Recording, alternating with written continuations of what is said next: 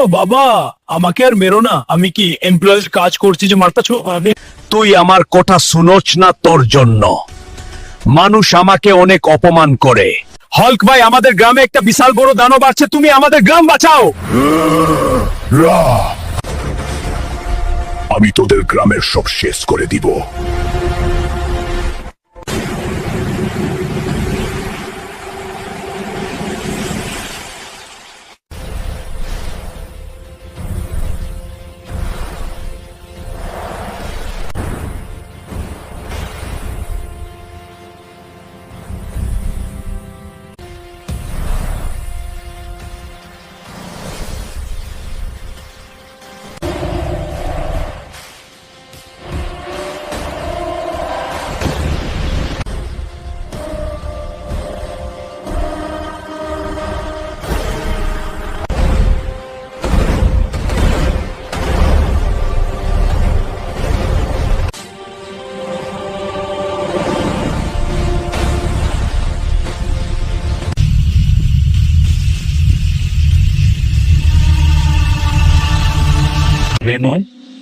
আমি তোরে কষ্ট দিব না, তোর জন্য আজ কত মানুষ বেঁচে গেল।